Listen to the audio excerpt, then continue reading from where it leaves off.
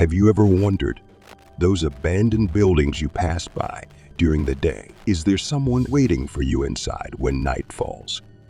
There are places that were once bustling, once filled with laughter, but then suddenly abandoned, swallowed by time. There, not only are there rotten walls and dusty corridors, but there are also things that you should never wake up. Today, I will tell you 3 true horror stories about abandoned buildings. Stories that still make me shiver every time I remember them. And maybe after listening, you will never dare to step into those places again. Stay until the end of the video, because the last story will make you look back at your own curiosity. Now, are you ready? Let's begin. Story 1. In the eerie twilight of college years, an abandoned dormitory on the University of Michigan campus holds an irresistible allure. The building, long abandoned, stands like a decaying relic amid the modern life of college students, like a silent, gloomy sentinel. One evening, driven by reckless curiosity, I crept through a broken window, my heart pounding with anticipation. The moment I stepped inside, the oppressive silence was almost tangible, broken only by the occasional drip from the rotting ceiling. Darkness seemed to close in on all sides, enveloping me like a cold, damp shroud. I turned on my flashlight, the beam cutting through the darkness to reveal peeling wallpaper and broken furniture left in disarray.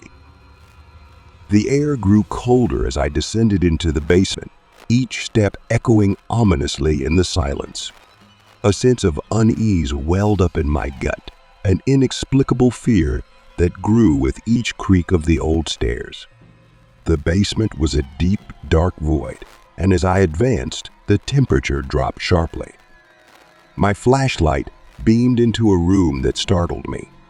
The room was filled with a thick red liquid that seemed to writhe and throb with the malignant life of its. The liquid shimmered in the flashlight's weak light, casting strange reflections on the wall. But it was the sight above that truly terrified me. On the ceiling, a black pentagonal symbol loomed ominously. Its edges were jagged, and the center of the symbol seemed to pulse with a dark energy. The air felt charged, stifling, as if the room itself were alive with a malignant force. I couldn't breathe. Panic surged through me, and I stumbled back, the flashlight shaking uncontrollably. I turned and ran, my breath coming in gasps, each step reflecting my desperation to escape. As I ran toward the exit, my eyes caught a piece of paper on the floor, also stained with the same red liquid.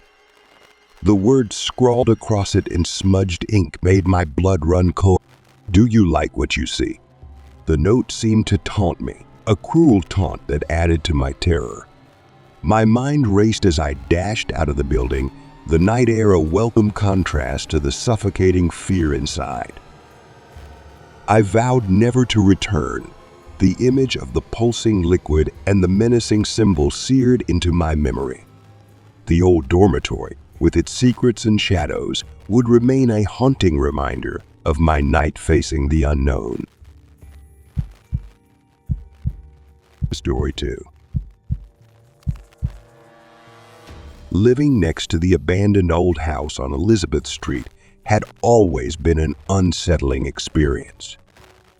The broken windows and sagging roof were a constant reminder of decay and neglect. But one night, the house's sinister nature reached a new, terrifying peak.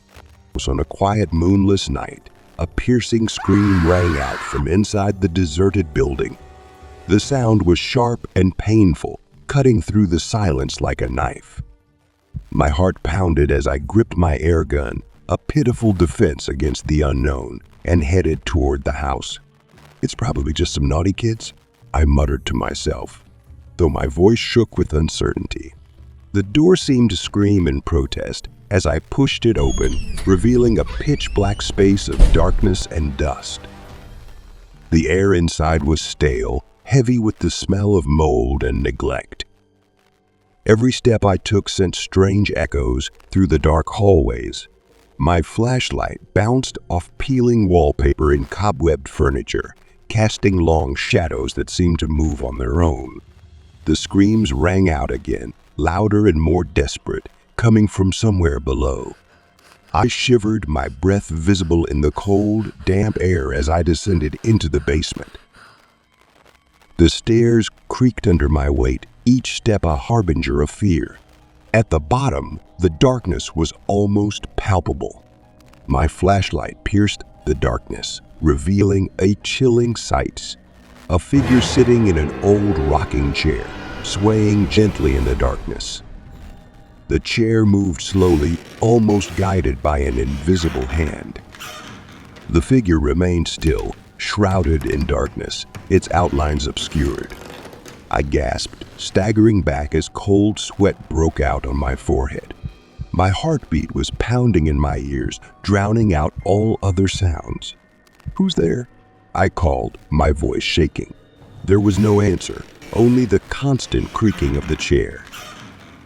Panic rose in me, and I rushed out of the house, my hands shaking uncontrollably. Beside, I dialed the police number with shaking fingers. I spoke, my voice urgent. "You have to come quickly. There's someone in the abandoned house." When the police arrived, their flashlights swept through the dark rooms. But they found nothing unusual, only the rocking chair, eerily quiet. "There's no one here. Are you sure you saw something?" one of the police said, his tone skeptical. As they searched the house, I looked up at the window of the abandoned house. There, silhouetted against the faint light of the street lamp, was a figure. It stood still, its eyes fixed on us with a terrifying intensity. My breath caught in my throat as I stared, unable to look away. The officers followed my gaze, but when they turned back, the figure was gone. The abandoned house was as it had always been, silent, foreboding, haunted by the echoes of that night. History 3. Our house on Fenton Street, near Detroit, had never felt like home. Not because of the peeling wallpaper or the creaking floors. No, it was the ominous presence of the house across the street. Its dark, abandoned silhouette seemed to harbor its own darkness. The house loomed like a ghost, its cracked windows like sunken eyes watching our every move. The silence it emitted was thick, almost tangible, and seemed to carry whispered secrets reserved for the night. Every creak of our house seemed amplified by the oppressive silence across the street, amplifying our sense of dread. One cold evening in December, my friend and I huddled in the living room, trying to ward off the cold with our shared warmth. The wind howled outside, shaking the walls and rattling the windows. As we spoke in hushed tones, a flash of light caught my eye, casting an eerie light on the frosted window.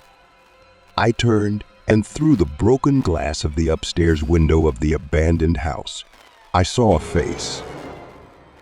It was a hideous face, pale and sunken, staring into the darkness with an intensity that chilled me to the bone. My friend's eyes widened in horror as I pointed out the apparition. We exchanged glances, a mixture of fear and morbid curiosity urging us to investigate. We wrapped ourselves tightly in our clothes and, with trembling breaths, approached. The wind seemed to whistle through the cracked and boarded windows, adding to the ominous atmosphere. The moment we stepped onto the porch, the house seemed to wake up. The door swung open as if it had been waiting for us. Our flashlights cut through the pitch-black darkness, casting eerie, flickering shadows on the decaying walls and revealing faded stains and remnants of a long-abandoned past.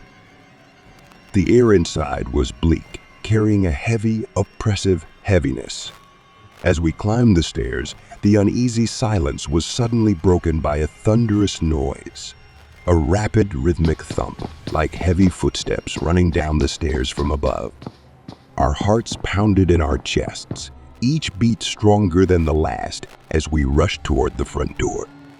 Outside, the cold air stung our faces as we ran down the street, the shadow of the old house stretching out like dark fingers trying to reach us. Desperation drove us to the neighbor's house, but our frantic knocks and cries for help went unanswered. The house seemed to swallow our pleas, leaving us with a deep, gnawing fear. As dawn broke, the weight of last night's experience weighed heavily on us. The bleak atmosphere of our own home became unbearable.